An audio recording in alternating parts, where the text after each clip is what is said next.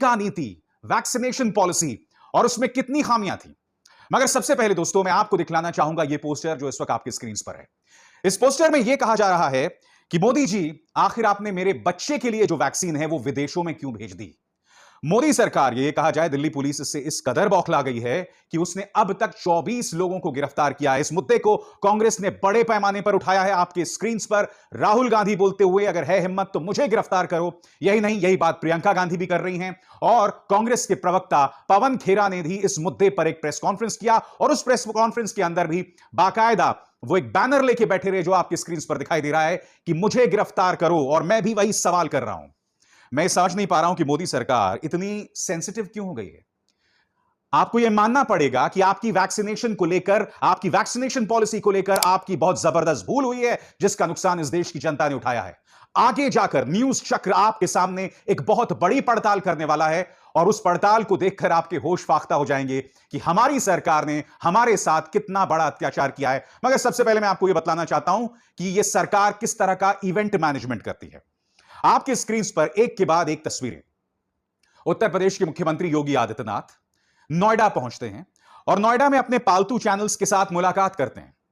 NTPC के guest house में मुलाकात होती है और इस मुलाकात के अंदर चैनल से कहा जाता है कि आप लोग जलती हुई लाशों की तस्वीर ना दिखाएं, नकारात्मक तस्वीर ना दिखाएं। यानी कि अगर सरल शब्दों में इसका अनुवाद किया जाए, ट्रांसलेशन किया जाए, तो आप ऐसी सरकारें ना दिखाएं जिसका भारतीय जनता पार्टी को नुकसान होगा।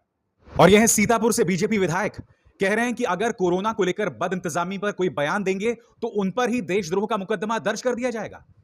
क्या यह है आपका रामराज्य योगी जी? हम ज्यादा बोलेंगे तो देशद्रोह राजद्रोह हम पे भी तो लगेगा। तो आप कहना चाहते हैं कि आप सरकार से अपनी कोई बात नहीं कह सकते हैं? क्या आपको लगता है कि विधायक कह सकते हैं अपनी बात को? और इसका त्वरित परिणाम सामने उभर कर आता है। मैं आपको बताता हूं मुकेश अंबानी के न्यूज चैनल न्यूज 18 इस पर क्या कह रहा है। आपके स्क्रीन पर ठीक शाम को 6:30 बजे दोपहर में योगी इन चैनल्स के साथ बैठक करते हैं, जैसे कि मैंने आपको तस्वीर दिखाई। ये देखिए न्यूज 18 क्या कह रहा है। कोरोना के खिलाफ वॉर, मोर्चे पर सरकार। जी हां, कुछ दिनों पहले तक तो ये लोग एफआईआर कर रहे थे उन लोगों पर जो लोग ऑक्सीजन की मांग कर रहे थे। योगी जी ये मानने को ही नहीं तैयार थे कि ऑक्सीजन की कमी है, बेड्स की कमी है। अब ये चैनल कह रहा है मोर्चे पर सरकार। और आज सुबह दोस्तों 2 अखबारों के फ्रंट पेजेस में आपको बताना चाहता हूं। लखनऊ में सबसे तेजी से ठीक हो रहे हैं मरीज, रिकवरी रेट 94%। इत्तेफाक देखिए, योगी जी पत्रकारों के साथ बैठक करते हैं और उसके अगले दिन अखबारों और न्यूज चैनल्स पर इसका असर दिखाई देने लगता है।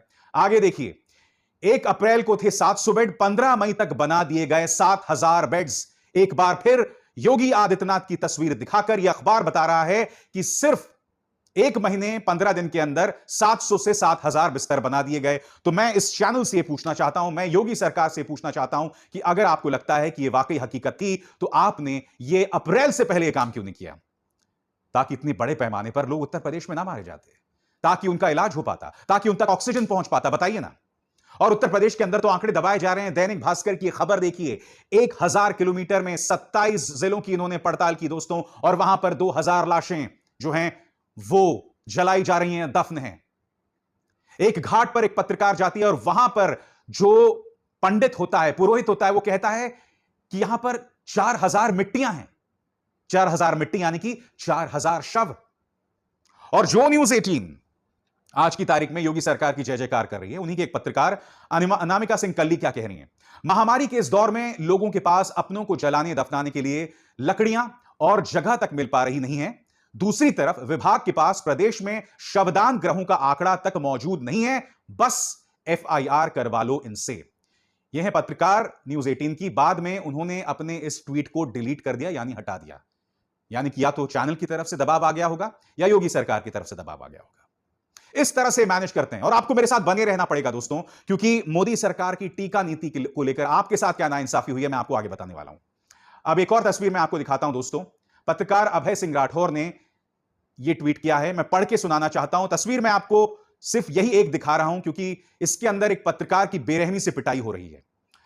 क्या कह रहे हैं अभय सिंह राठौर। उत्तर प्रदेश के सिद्धार्थ नगर में पत्रकार पर जानलेवा हमला हुआ है। कोरोना की जमीनी हकीकत दिखाने पर पत्रकार को गुर्गों ने बेरहमी से पीटा है। एसडीएम डुमरियागंज त्रिभुवन प्रसाद पर पिटवाने का आरोप है। सीएससी बेवा पर कवरेज के दौरान पत्रकार की पिटाई की गई। सच्चाई दिखाने का क्या यह अपराध है? इसके बाद क्या होता है दोस्तों, उत्तर प्रदेश पुलिस सामने आती है और क्या बयान देती है कि यह पत्रकार एसडीएम के साथ बदतमीजी कर रहा था और फिर उनके साथी पत्रकारों ने ही उसे पीट दिया। यानी कि ये इस तरह से बयान देते हैं। एक तरफ अनामिका गिल की मिसाल है, वो हकीकत बता रही हैं, वो अपने चैनल को ही आईना दिखा रही हैं। दूसरी तरफ जो पत्रकार हकीकत दिखा रहा है उसकी इस कदर बेरहमी जो है कथित तौर पर एलिजेडली एसडीएम कर रहे हैं। मैं जानना चाहता हूं कि आप किस तरह से इस तरह से हकीकत छुपा पाएंगे। हालांकि मुझे इस बात की बहुत खुशी है दोस्तों कि मुख्यमंत्री योगी आदित्यनाथ ने तीसरी वेव जो आ सकती है उसके लिए तैयारी अभी से कर दी है। वो क्या कह रहे हैं, 20 सेकंड का उनका ये बयान सुनिए। थर्ड वेव को रोकने के लिए भी अभी से कार्य योजना हमारी प्रारंभ हो चुकी है। स्वच्छता, sanitisation, fogging, high risk category को अवेयरनेस के लिए जागरूक करना और अवेयरनेस के एक व्यापक कार्यक्रम को आगे बढ़ाना। पब्लिक एड्रेस सिस्टम के माध्यम से लगातार लोगों में अवेयरनेस के कार्यक्रम को आगे बढ़ाने की कार्रवाई चल रही है। मगर उम्मीद है योगी जी की कथनी और करनी में फर्क नहीं होगा। उम्मीद है आगे जाकर आप इस पर अमल भी करेंगे। इस तरह से एनटीपीसी गेस्ट हाउस में पत्रकारों को बुलाकर उसको खेला नहीं करेंगे, उसका चीजों को मैनेज नहीं करेंगे। दोस्तों अगर आगे मैं आपको एक चीज बताता हूं, यहां देखिए हरियाणा के गृह मंत्री एक बयान दे रहे हैं कि 17 मई से लेकर 24 मई तक हम लॉकडाउन को बढ़ा रहे हैं। महामारी अलर्ट सुरक्षित Haryana extended from 17 May to 24 May बता रहे हैं ना हरियाणा के अंदर। मगर अब मैं आपको बताना चाहता हूं कि वहां के मुख्यमंत्री क्या कह रहे हैं। आपके सामने पानीपत के अंदर 500 ऑक्सीजन बेड के कोविड अस्पताल का उद्घाटन हो रहा है। भीड़ देखिए दोस्तों इस तस्वीर में। यहां पर मास्क बेशक आपने लगाए हुए हैं, मगर यहां पर सोशल डिस्टेंसिंग या शारीरिक दूरी कहां है। एक तरफ आपके गृह मंत्री यह कह रहे हैं कि हम लॉकडाउन को बढ़ा रहे हैं और दूसरी तरफ मुख्यमंत्री जो है यहां पर अपना प्रचार कर रहे हैं, कोविड अस्पताल का उद्घाटन कर रहे हैं। यह बात आप अप्रैल से पहले कर सकते थे। यहां बात नहीं रुकती। पानीपत में तो गए, फिर ये देखिए हिसार में गए। हिसार के अंदर इस वीडियो में आप देखिए दोस्तों, इस तस्वीर में देखिए यहां पर मनोहर लाल खट्टर एक और उद्घाटन कर रहे हैं, एक और फीता काट रहे हैं। और फिर जब किसान उनका विरोध करता है तो उसको बेरहमी से पीटा जाता है। यह वीडियो देखिए, यहां पर अश्रु गैस के गोले के जरिए किसानों पर लाठीचार्ज किया गया, मारा गया। दोस्तों मैं आपको वो तस्वीर नहीं दिखा सकता। एक बूढ़ी मां का हाथ पकड़ के उसका बेटा ले जा रहा है, उसकी मां बुरी तरह से लहूलुहान है, बुरी तरह से सिर से उसका खून बह रहा है, पूरी छाती से बहते हुए, पूरे उनके जो सलवार कमीज में खून से वो सनी हुई है। यानी कि मुख्यमंत्री मनोहर लाल खट्टर तो उद्घाटन करने के लिए जा सकते हैं, मगर जब किसान उनका विरोध करें तो आप उन पर लाठीचार्ज करें। यह कहां की इंसानियत है, मुझे बताइए।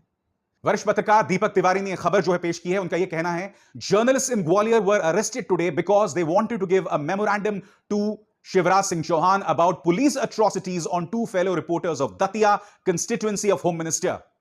पत्रकार ज्ञापन देना चाहते हैं मुख्यमंत्री शिवराज सिंह चौहान को, मगर पुलिस उन्हें यहां गिरफ्तार कर लेती है। यह कहां का इंसाफ है, मुझे बताइए।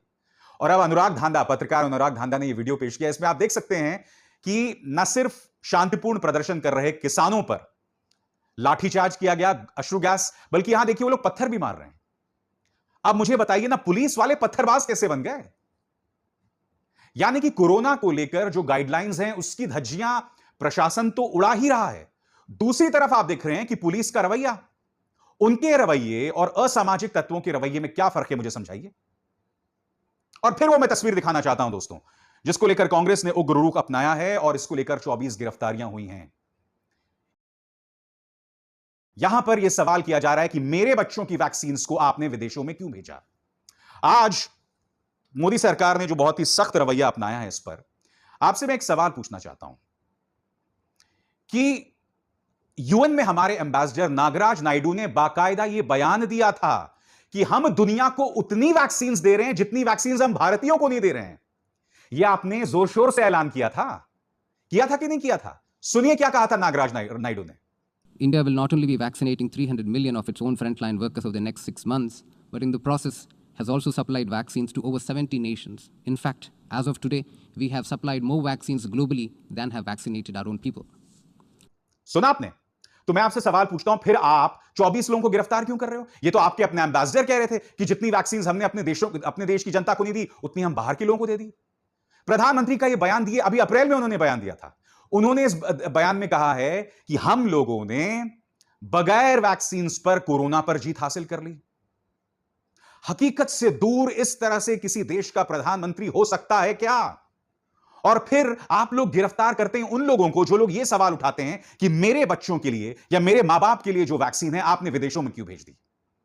अब वो पड़ताल मैं आपके सामने ला रहा हूं दोस्तों, जिसके जरिए आपको यह पता चल जाएगा कि इस सरकार ने कितनी बड़ी गलती की है। एक एक करके दोस्तों वो चीज आपके स्क्रीन पर आएगी। दोस्तों सबसे पहले आपके स्क्रीन पर प्रधानमंत्री नरेंद्र मोदी ने अप्रैल में ही यह घोषणा कर दी थी कि भारत ने बगैर टीके के कोरोना पर जीत हासिल कर ली है, जैसा कि मैं आपको दिखा चुका हूं। और प्रधानमंत्री ने क्यों ऐलान किया था मैं आपको बताता हूं।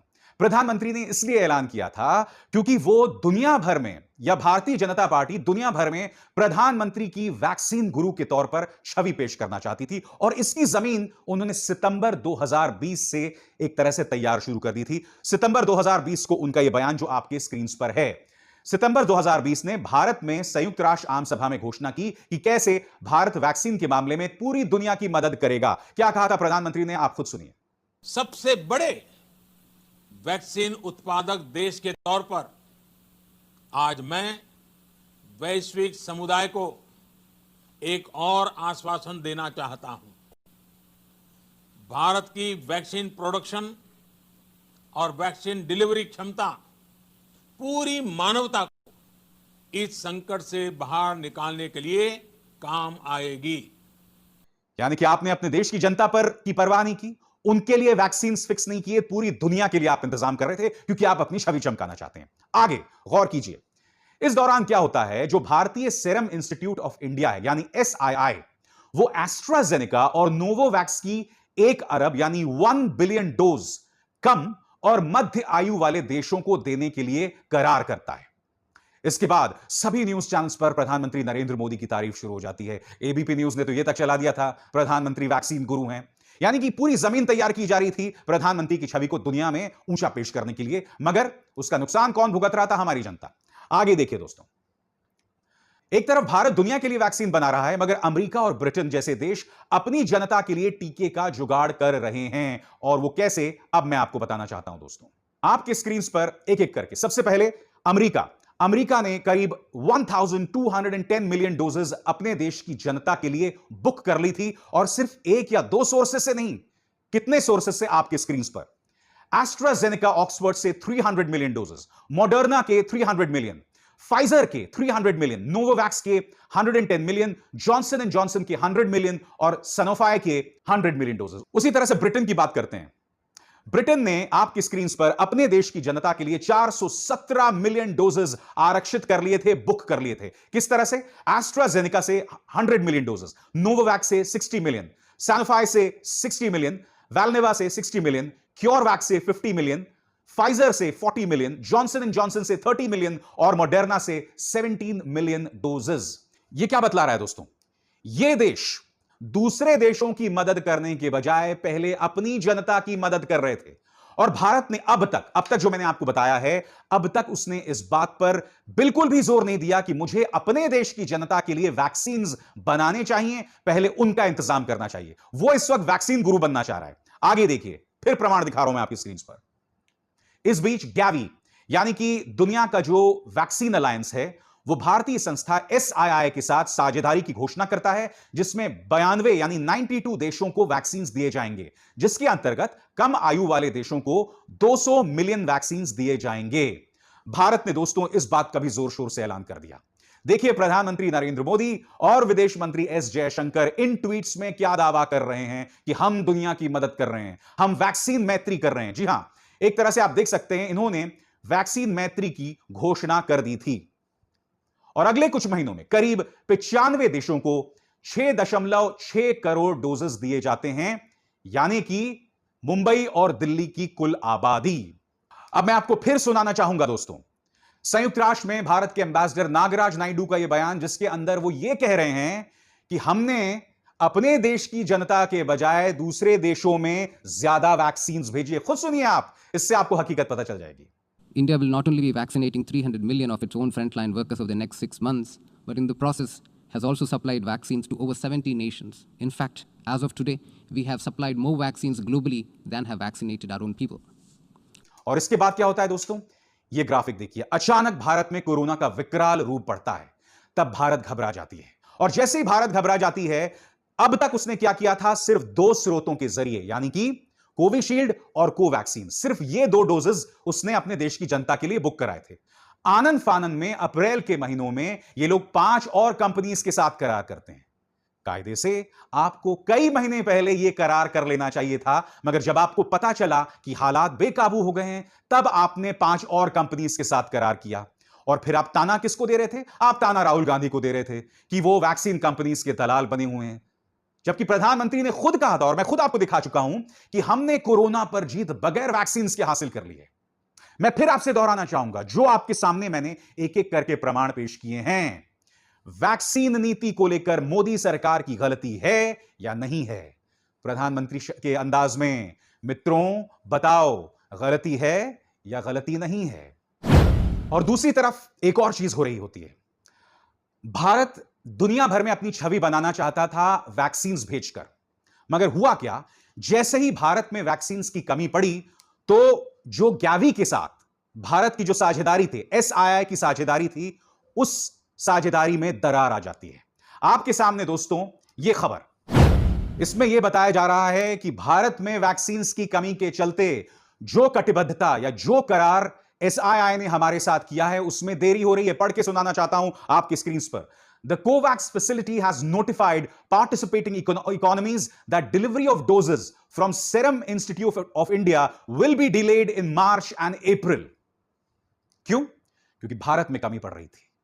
आपने दुनिया के सामने तड़ी में आके खुद को वैक्सीन गुरु के तौर पर तो पेश कर दिया, मगर फिर भारत में कमी हो गई, और फिर जो करार आपने ग्लोबल अलायंस के साथ किया था, गैवी के साथ किया था, उसे भी आप पूरा नहीं कर पा रहे हैं, उसमें भी देरी हो रही है। यानी कि भारत की तो यह हालत है दोस्तों, ना खुदा ही मिला ना विसाले सनम, ना हम घर के रहे ना घाट के, ना हम देश की जनता की जान बचा पा रहे हैं, उल्टा दुनिया के साथ जो हमने करार किया था गैवी अलायंस के साथ, हम उसे तक पूरा नहीं कर पा रहे हैं। ऐसे में एक बार फिर वो बैनर में आपको दिखाना चाहता हूं, इस बैनर में क्या गलती है दोस्तों, जिसमें यह कहा जा रहा है, यह साफ तौर पर कहा जा रहा है कि आप मेरे बच्चों के लिए वैक्सीन बाकी दुनिया में क्यों भेज रहे हैं। इन सवालों का जवाब देने के लिए दोस्तों बदनसीबी से देश के प्रधानमंत्री कभी सामने नहीं आएंगे, मगर यहां न्यूज चक्र में ये मुद्दे हम लगातार उठाते रहेंगे। अभिसार शर्मा को दीजिए इजाजत।